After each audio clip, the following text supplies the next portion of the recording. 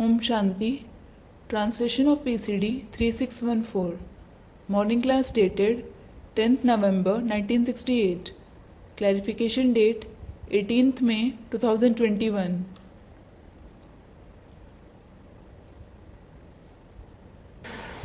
आज का प्रातः क्लास है 10 नवंबर 1968। Today's morning class is dated 10th November 1968. Silence और टावर ऑफ सुख।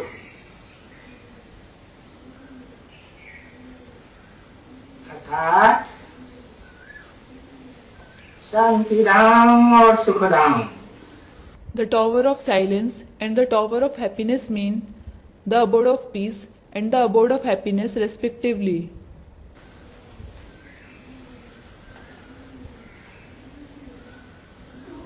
ये तुम जो यहाँ बैठे हुए हो ना, यहाँ You are sitting here, aren't you?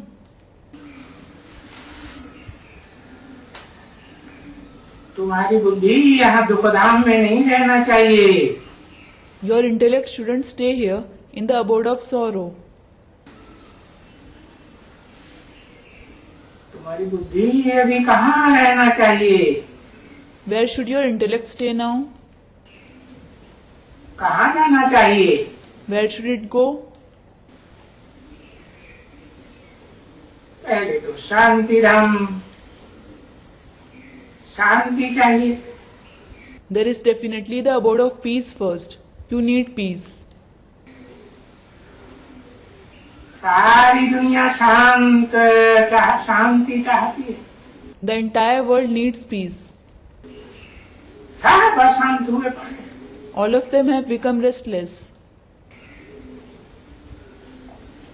तो वो ऊंचे के ऊंचे टावर है शांति Dham. So, the abode of peace is the highest of the high tower. शांत स्वरूप आत्मा का घर है। It is the home of the souls who are the embodiment of peace. आत्माओं को पहले शांत स्वरूप धारण करना पड़े। First of all, the souls have to become the embodiment of peace पुरुषार्थ करके। by making purusharth. आत्माओं के धाम को ऊंचे के ऊंचा टावर कहा जाता है। That soul world is called the highest of the high tower.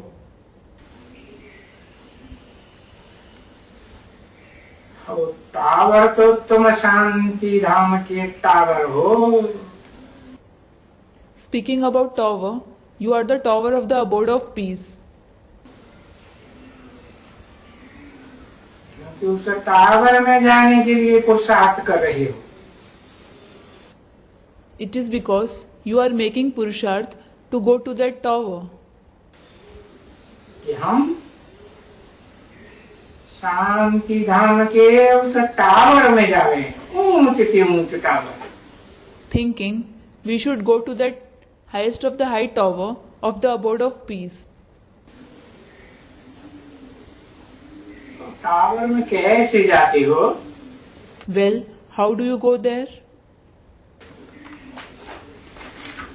जो टावर में रहने वाले हैं वो शिक्षा देते हैं। The one who resides on that tower teaches us.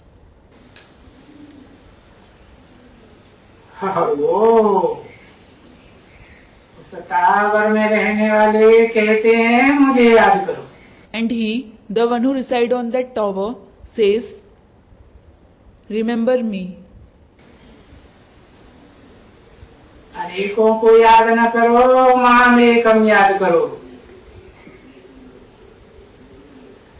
और निरंतर याद करो। Don't remember many, mamekam yad karo. That is, remember me alone and remember me continuously. तो तुम सीधे टावर में जाकर के पहुंचेंगे। Then you will directly reach the tower. उस टावर को घर भी कहा जाता है। Therefore, that tower is also called home.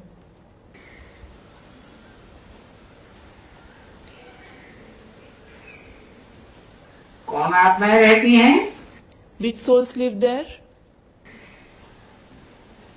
ऊंच से ऊंच पाटधारी जो आत्माएं हैं इस सच्चे रूपी रंगमंच की, या कहो सच्चे रूपी झाड़ की, वो ऊंची से ऊंच पावरफुल आत्माएं हैं, बीज रूप आत्माएं। The highest of the high acted souls of the stage-like world, or call it the tree-like world, live there. They, that is the seed-form souls, are the highest of the high powerful souls. तो कहाँ जाती है? पहले पहले मुक्तिधाम जाती है। उसे मुक्तिधाम भी कहा जाता है घर को, शांतिधाम भी कहा जाता है। Where do they go? First of all, they go to the abode of liberation. The home is called the abode of liberation, and it is called the abode of peace too. तो ये बातें सभी कोई मनुष्य मत इस जंगली दुनिया के जानवर जैसे बन गए हैं, वो नहीं जानते। So, all the human beings who have become like animals in this wild world don't know about these concepts. जानवर तो जंगली जानवर, Animals, they are wild animals. सभ्यता नाम की कोई चीज ही नहीं। There is no trace of civilization in them. असभ्य जैसे, They are uncivilized. एक दूसरे को मारते काटते पीटते ही रहते। They just keep killing, beating and hitting each other. तो जो जंगली जानवर नहीं जानते हैं, तुम बच्चों को तो समझाया गया है कि तुम उस जंगली जानवरों की दुनिया में अपनी मन बुद्धि से मत रहो। So, those wild animals don't know about it. However, you children have been explained. Don't stay in that world of wild animals through your mind and intellect. मन बुद्धि से अपने ही शांति धाम में रहो। Stay in your own abode of peace through the mind and intellect. वो तुम्हारा ही घर है, It is your very home. क्योंकि तुम ही पहले पहले उस धाम में जाते हो। It is because you yourself go to that abode first. और फिर पहले पहले सुख धाम में रहो। In addition, stay in the abode of happiness first. तुम ही सुख धाम में पहले आते हो। You yourself reach the abode of happiness first. अगर नहीं रह सकते हो तो जैसे कि तुम जंगली जानवर हो, जंगल में रहते हो, तो जंगल को तो कांटों का जंगल कहा जाता है। कांटे हो, कांटे तो बधाई कहा होते हैं। If you can't stay there, it is like you are wild animals. You live in a jungle. Jungle is certainly called the jungle of thorns. You are thorns. The thorns give sorrow. चुभ जाते हैं। They sting others. उनको कोई फूल तो नहीं कहेंगे। You definitely won't be called flowers. अरे अच्छे के अच्छे फूल खुशबूदार तो नहीं कहेंगे, है? जो छोटे मोटे फूल होते हैं अक जैसे बदबू वाले, वो भी नहीं कहेंगे। Array, you certainly won't be called the most elevated flowers that give fragrance. You won't be called the small flowers like uk, that is swallowwort, that stink either.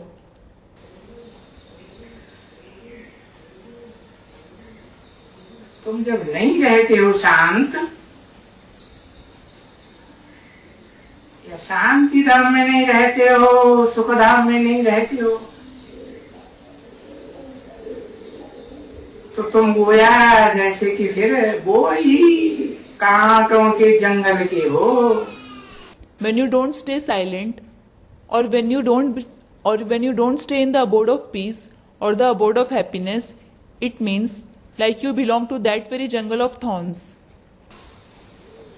दुखदाई हो, हिंसक हो। You are sorrow giving and violent. अब जब तुम खुद हिंसक हो तो तुमको भी दुख भासता है और औरों को भी दुख भासता है तुम्हारे से। And when you yourself are violent, you feel sorrow and you also make others feel sorrow.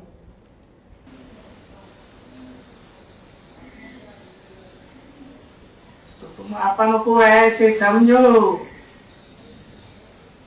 कि हम इस जंगली दुनिया के वासी नहीं हैं, हम तो शांति धाम के निवासी हैं। So, consider yourself this. We aren't the residents of this uncivilized world. We are certainly the residents of the abode of peace. कभी भी अपने घर को नहीं भूलना है।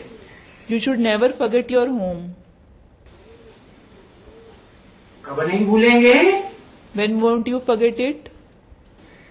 जब अपन को शांत स्वरूप आत्मा समझे, सुख स्वरूप आत्मा समझे। It is when you consider yourself a soul who is the embodiment of peace and happiness. शांति धाम से सुख धाम में आते हो तो वहां सुख के साथ शांति तो है ही है, अशांति की कोई बात ही नहीं। You come to the abode of peace from the abode of you come to the abode of happiness from the abode of peace. So there is certainly peace along with happiness there. There is no question of restlessness. परंतु पहले पहले तो तुमको शांति धाम, ऊंचे ऊंच धाम में जाना है, उसी को याद करना है तुम बच्चों। But first of all, you children have to go to the highest of the high abode, meaning the abode of peace, and you have to remember it alone. तो घर तो बाप का ही घर है ना, शांति Dham. So, that home, that is the abode of peace, is definitely the father's home, isn't it? जिस बाप को कहते ही है शांति देवा। That father is certainly called Shanti Deva, meaning the giver of peace. सुख देवा तो देवता को कहा जाता है।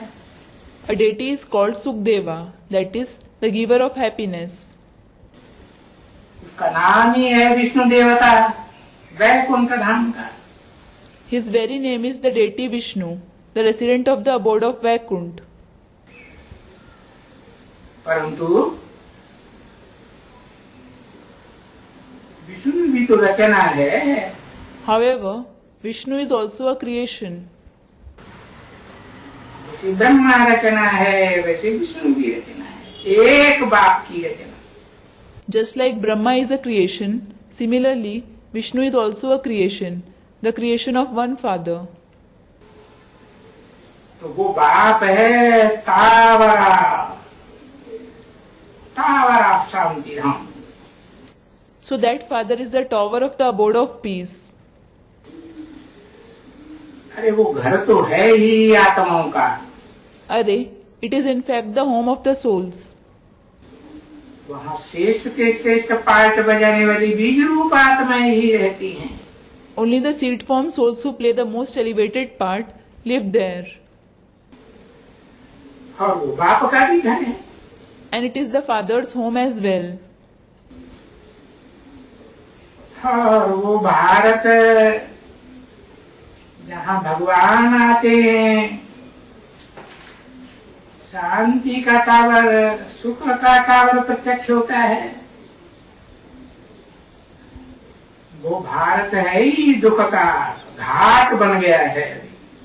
And Bharat, where God comes, from where the tower of peace and the tower of happiness is revealed, that Bharat has certainly become the bank of sorrow. अंत में हर चीज सतो प्रधान से तमो प्रधान बन जाती है। In the end, everything becomes Satopradhan from Tamopradhan. तो ये सुखधाम की दुनिया भी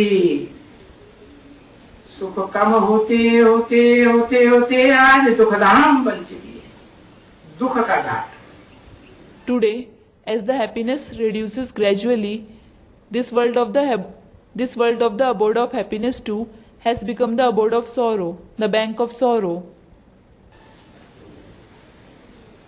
तो ऐसी ऐसी सिंपल बातें भी तुम बच्चे जब यहाँ बैठते हो तो तुमको और कुछ भी नहीं करना है। So, such simple concepts too, when you children sit here, you don't have to do anything else. अब करना तो कुछ भी नहीं है, फिर भी ये बाहर की दुनिया की जंगली बातें याद आती रहती। Well, you don't have to do anything, yet you keep remembering the wild concepts of the outside world. अरे यहाँ बाप के सामने बैठे बैठे भी याद आती रहती। Arey, you remember them even here while sitting in front of the Father. तो फिर ऐसे तो नहीं कहेंगे कि इनको घर कहेंगे, नहीं। So, it definitely won't be said that you call this world your home. No. ये तो अभी शांति धाम नहीं है। It certainly isn't the abode of peace now. हाँ, बाप ने बताया है तुम बच्चे शांति धाम को ब्रह्मलोक को कहो, इस सृष्टि पर उतार लेंगे।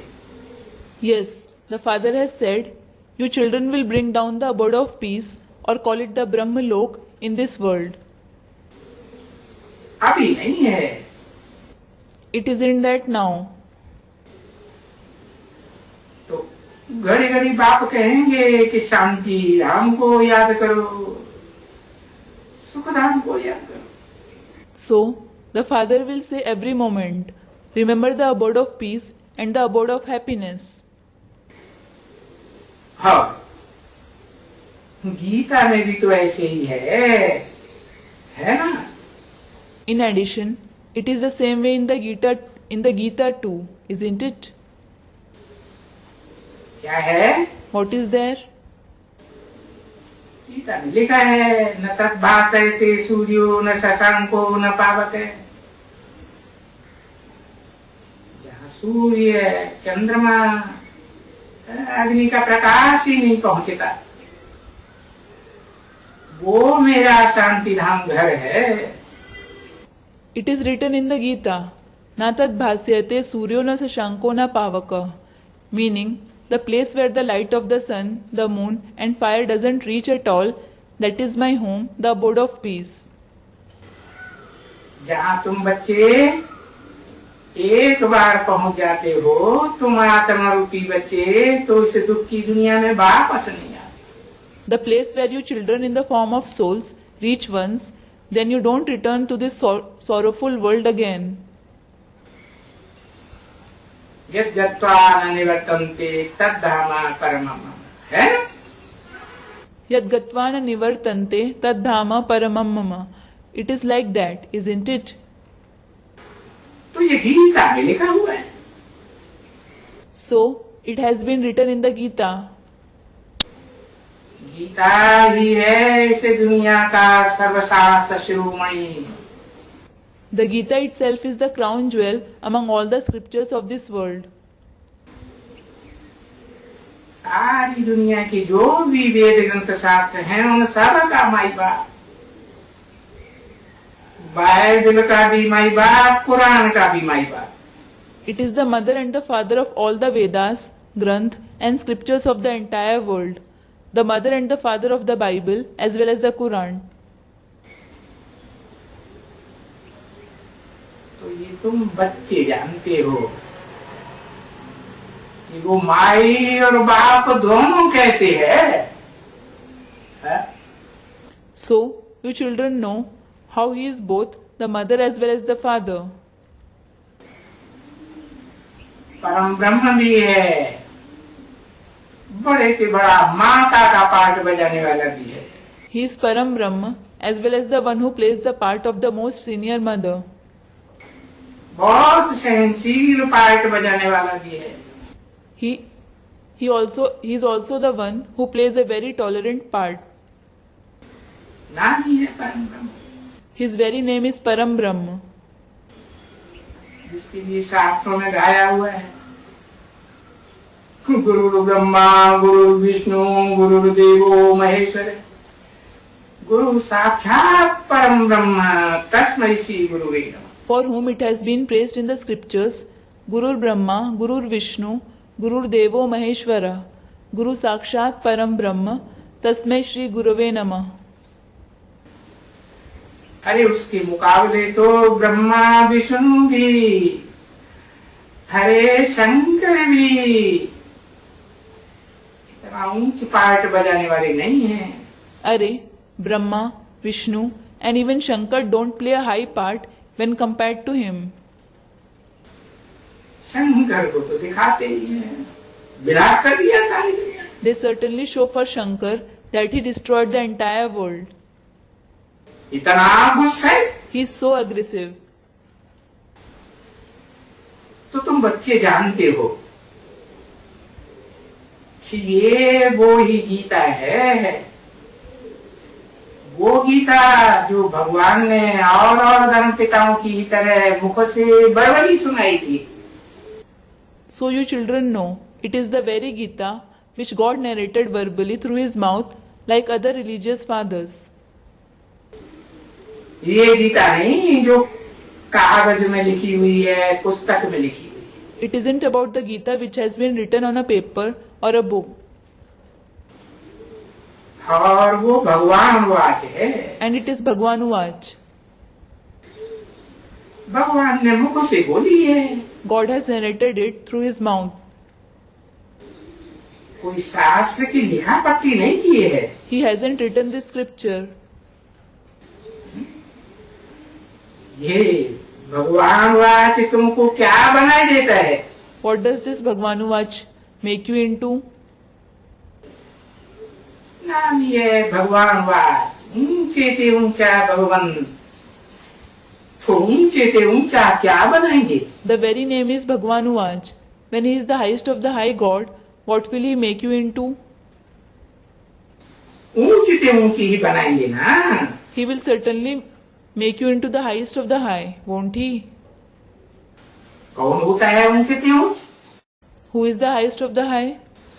अरे राक्षसों से ऊंच होते हैं मनुष्य, मनुष्यों में ऊंच होते हैं ऋषि मुनि, और ऋषि मुनियों से ऊंच होते हैं देवात्माएं, और देवात्माओं से भी ऊंच होते हैं भगवान Bhagwati.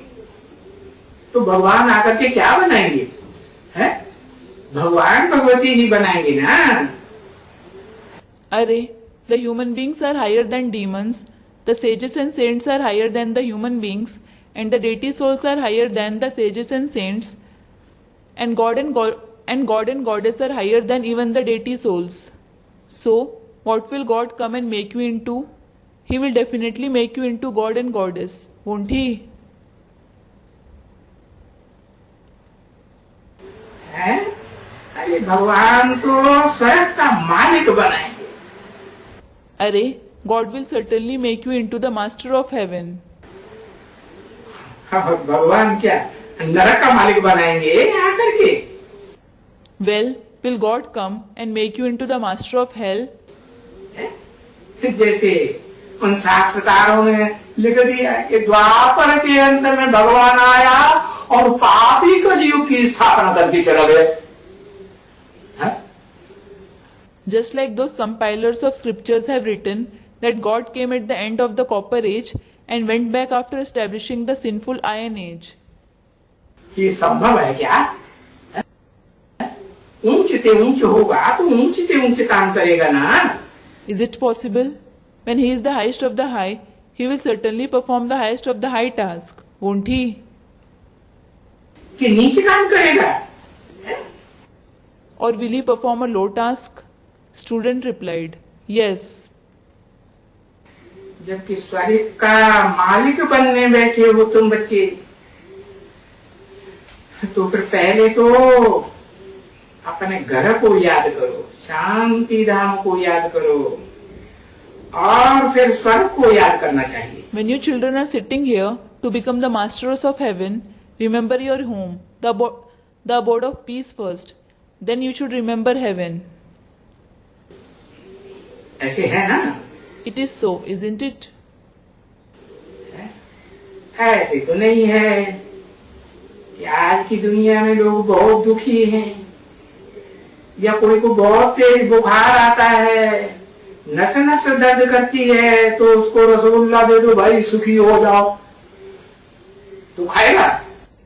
It certainly isn't that those who are very sorrowful in today's world, or if someone has a high fever, every vein of his pains, and you give him a rasgulla, saying, "Brother, become happy." Will he eat it?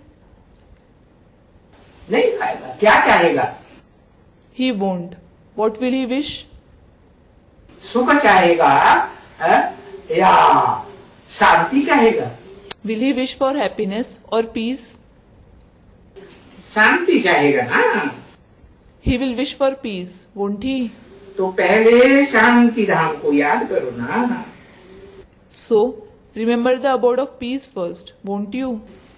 तो गाया जाता है क्या? अंतमते सुगति। It is praised. What? Antmate so gate.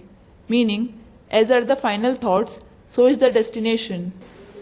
अंत में जब कोई शरीर छोड़ता है, तो जैसी उसकी मति होती है, जैसी उसकी बुद्धि होती है, अच्छा संकल्प करने वाली बुद्धि होती है मन के द्वारा, तो अच्छी दुनिया में सुखदायी माँ बाप के घर में जाके जन्म लेता है। When someone leaves his body in the end, as are his final thoughts, as is his intellect, if he has the intellect that generates good thoughts through the mind, he is born in a family of joy-giving parents in a good world. हाँ, बुरे संकल्प आते हैं, दुखदायी संकल्प आते हैं शरीर छोड़ते समय, तो नरक की दुनिया में जाके जन्म लेगा।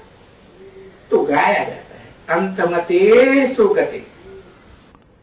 And if he generates bad thoughts or sorrowful thoughts while leaving the body, he will go and have a birth in the world of hell. So it is praised, Antmate so gate. तो जब गाया भी जाता है ईश्वर की गति नति न्यारी, It is also said, the ways and the directions of God are unique. यानी जो गति के लिए मत देते हैं, दुर्गति के लिए मत थोड़ी देते हैं। It means he gives directions to bring about the liberation. He certainly doesn't give directions to bring about degradation, does he? गति माने बुद्धि की गति ऊपर की ओर, शांति धाम की ओर हो जाए, आत्मलोक की ओर। Gati means the intellect should progress upwards towards the abode of peace, the soul world. शांति धाम जाने के लिए मत देते हैं। क्या मत देते हैं?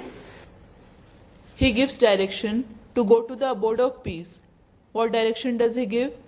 अपन को आत्मा समझो Consider yourself a soul. और शांत आत्मा समझेंगे तो बुद्धि में बैठेगा। बाप जो मत देते हैं वो सारी दुनिया की मत से न्यारी मत है। अब देखो ना, बरोबर सारी दुनिया से न्यारी मत है। And if you consider yourself a peaceful soul, it will sit in your intellect that the directions which the Father gives are the most unique directions from the directions given by the people of the entire world. Now look, this is truly the most unique direction compared to that you receive in the entire world, isn't it? इतने गुरु घंटाल इस दुनिया में कितने बैठे हैं, ढेर के ढेर। There are numerous Guru and Ghantal sitting in this world. Guru Ghantal literally means a guru with bells hung around his neck, a malicious person.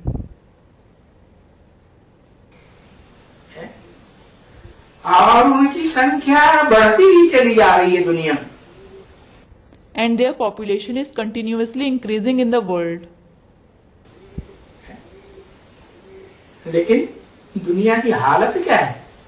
History उठा के देखो 2,500 साल की.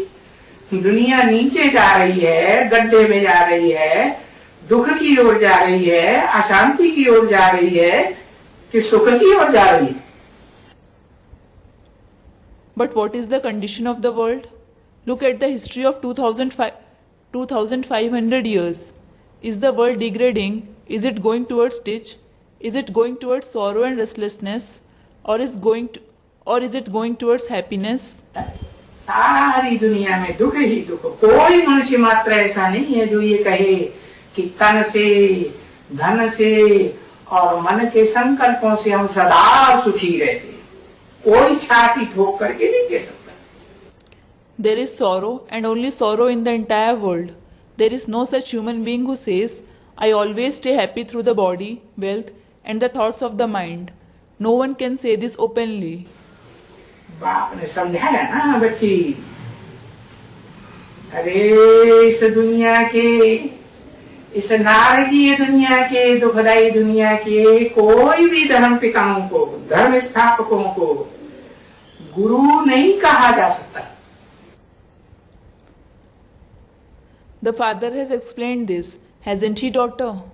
Array, any of the religious fathers or those who establish the religion in this world of hell, the world of sorrow, can't be called a guru.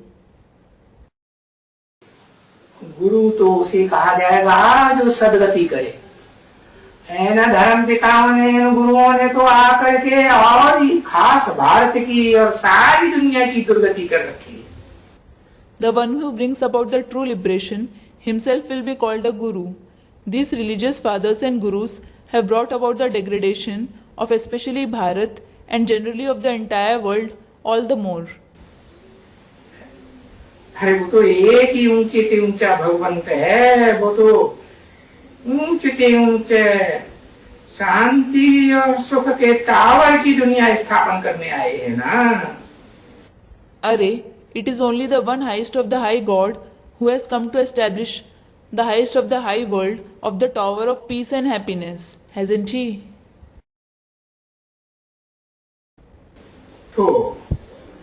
तो कोई वापस तो नहीं ले जाने के लिए आए हैं कि भाई सिर्फ वापस ले जाएंगे, शांति धाम में छोड़ देंगे. नहीं. देखो. So, he certainly hasn't come to take you back, that brother. He will just take you back or he will drop you to the abode of peace. No. Look. गुरु को कहा जाता है कि वापस ले जाना. It is certainly said for the Guru that he takes you back. तो कहाँ ले जाते हैं?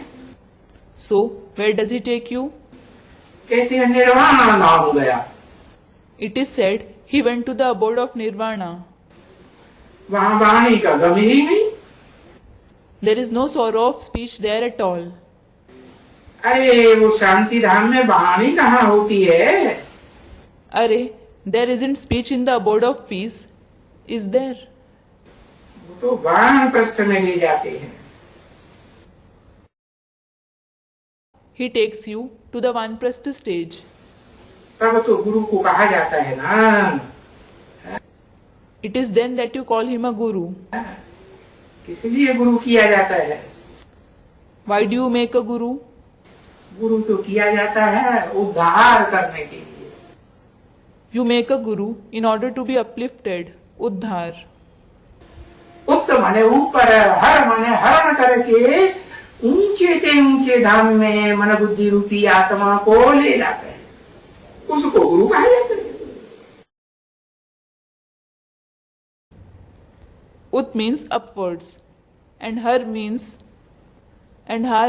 forcibly, the one who takes your mind and intellect like soul to the highest of the high abode. He is called a guru.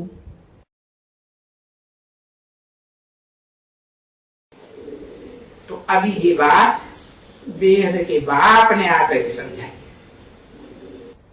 Now, the Unlimited Father has come and explained this concept to you. गलत फहमी ना हो जाए, बेहद के बाप भी दो है. You shouldn't have any misunderstanding. There are two Unlimited Fathers.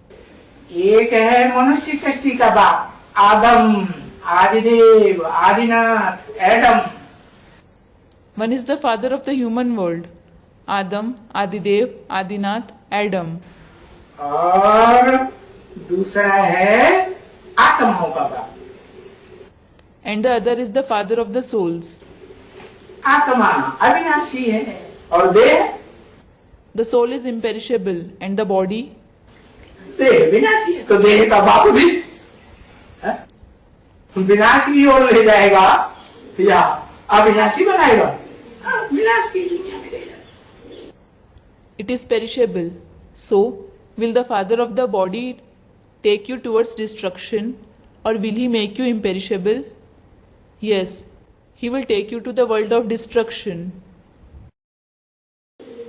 तो देखो, ये देहधारी गुरुओं में से कोई भी वापस नहीं ले जा सकता. So look, no one can take you back among these bodily gurus. जो गुरु सत्य सनातन देवी देवता धर्म का गुरु कहा जाता है, कौन? The one who is called the guru of the true ancient deity religion. Who? जैसे और धर्म पिताएं होती हैं, उनके नाम पर धर्म का नाम पड़ता है ना. Just like there are other religious fathers, the religion is named on the basis of their name, isn't it? Buddha के नाम पर बौद्ध धर्म, मोहम्मद के नाम पर मुस्लिम धर्म, ये नाम पड़े ना. क्राइस्ट के नाम पर क्रिश्चियन धर्म. ऐसे ही जो देवी देवताओं का धर्म स्थापन करने वाला है, वो है ही ब्रह्मा का बड़े से बड़ा पुत्र. ज्ञान में भी बड़ा और योग की पावर में भी बड़ा. उसको कहते ही है Sanat Kumar. The Buddhist religion in the name of Buddha, the Muslim religion in the name of Muhammad. These names were kept, weren't they? The Christian religion in the name of Christ. Similarly, the one who establishes the religion of the deities is definitely the eldest son of Brahma. He is senior in knowledge as well as the power of yoga. He is certainly called Sanat Kumar. Sanat Kumar के नाम पर सनातन धर्म स्थापन हुआ. सनातन माना ही पुराने से पुराना. The ancient religion, Sanatan Dharma, was established in the name of Sanat Kumar. Sanatan itself means the oldest. तो अभी बाप ने समझाया है, ये कोई भी गुरु देहधारी हो क्या. So now the father has explained, whichever bodily gurus they are, what? अरे ब्रह्मा के ये बड़े बड़े 4 पुत्र हैं, सबसे पहले के पहलौटी के, सनत सनातन Sanandan Sanat Kumar. Arey, they are the firstborn 4 elder sons of Brahma, Sanat, Sanatan, Sanandan and Sanat Kumar. ये भी तो देहधारी हुए ना. They are also bodily beings, aren't they? कि सदा निराकारी रहते हैं. Or do they always stay incorporeal? नहीं. हाँ, ये है कि बाप ने आके रास्ता बताया ब्रह्मा के तन में प्रवेश करके, क्योंकि बाप तो निराकार है. No. Yes, it is certain that the father came and showed the path by entering the body of Brahma. It is because the father is certainly incorporeal. साकार में ब्रह्मा तो जरूर चाहिए. He does need Brahma incorporeal. तो ब्रह्मा के द्वारा जो समझाया है कि गुरु तो जो मनुष्य गुरु होते हैं वो कोई भी वापस नहीं ले जा सकते. So he explained through Brahma, no human gurus can ever take you back. सब नीचे की ओर ही ले जाते हैं. All of them definitely take you downwards.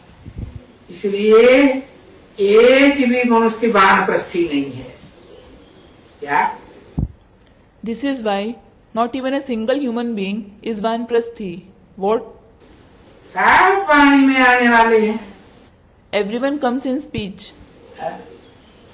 स्थूल रूप में वाणी में नहीं आते तो मनसा की वाणी तो चलती ही रहती है। If they don't speak through the physical mouth, they do keep speaking through their mind. है? नहीं चलती, चलती रहती है। Don't they? They do. उनको भोगी कहेंगे या योगी कहेंगे? Will they be called a bhogi or a yogi? उनको तो भोगी ही कहेंगे। क्यों? क्योंकि गीता में ही भगवान ने बोला हुआ है। They will certainly be called a bhogi. Why? It is because God has said in the very Gita. जो आज की मनुष्यों की लिखी हुई ऋषि मुनियों की गीता में भी लिखा है, नहीं संन्यस्त संकल्पो योगी भवते कश्चन। Which has also been mentioned in the Gita written by the sages, saints and the human beings of the present time. Nahi sannyast sankalpo yogi bhavati kaschana. जिसने अपने मन के संकल्पों का त्याग नहीं किया है वो योगी कैसे हो सकता है?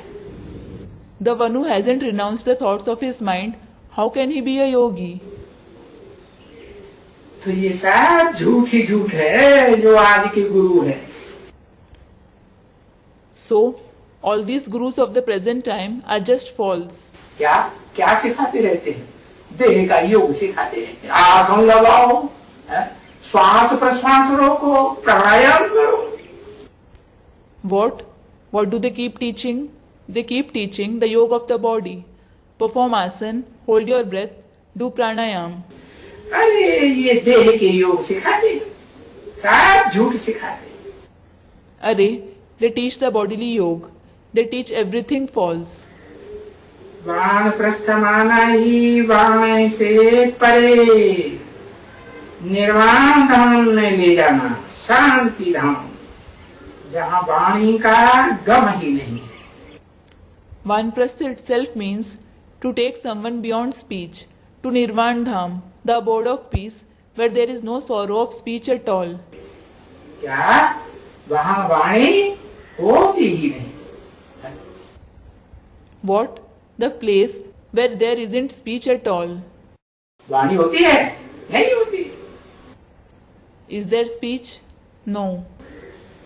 तो देखो निर्वाण धाम का अर्थ भी कोई नहीं जानते है बच्चे। So look, no one even knows the meaning of Nirvan Dham. नहीं, अरे वानप्रस्थ का अर्थ क्या होता है? No.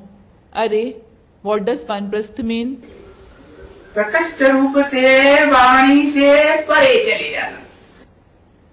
To go beyond speech in a special way. वाचा की स्थिति में रहने की कोई बात ही नहीं।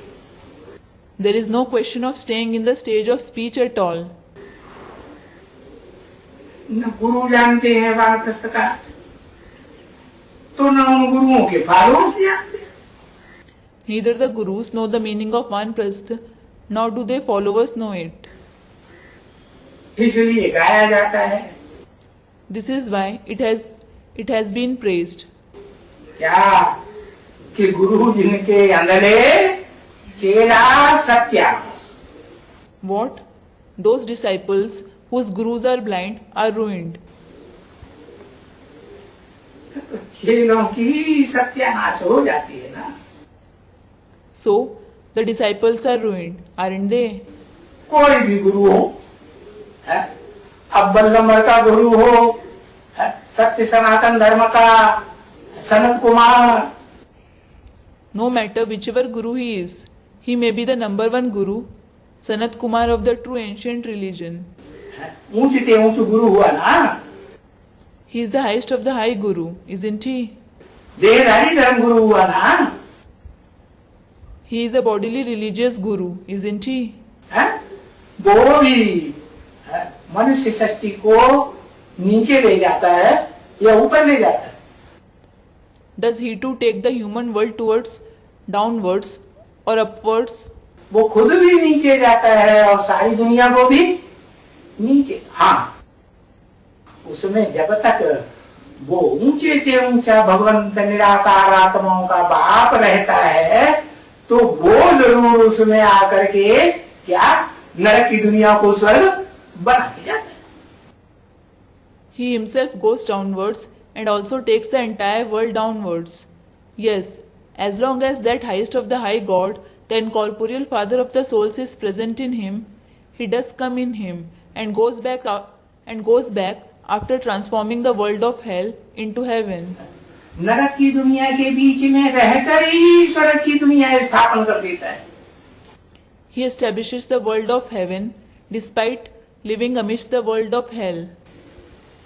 क्या? What?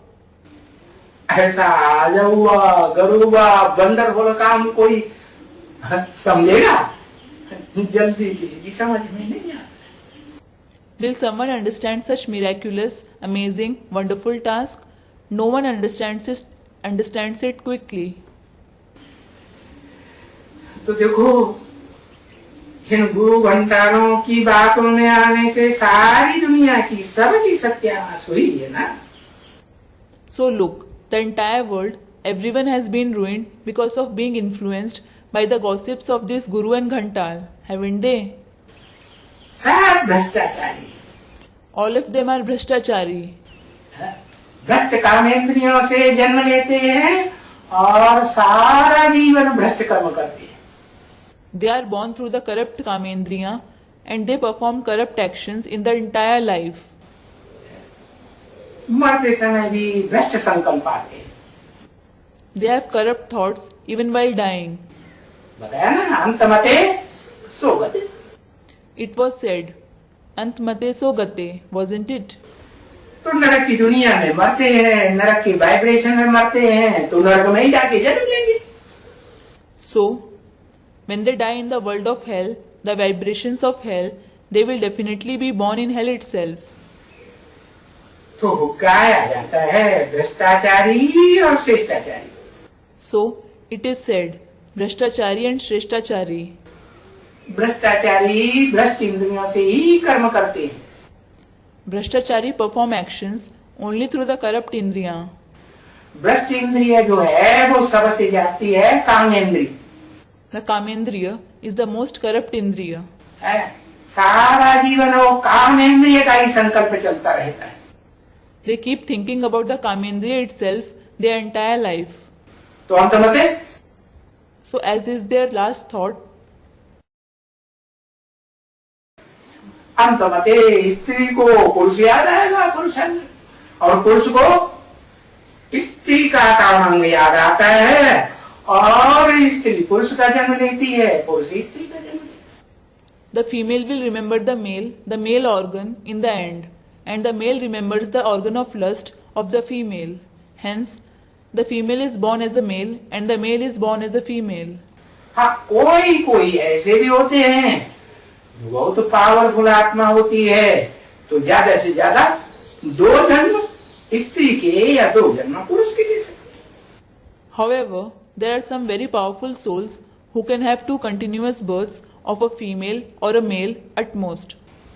बाकी तो सब भ्रष्टाचारी। As for the rest, everyone is corrupt.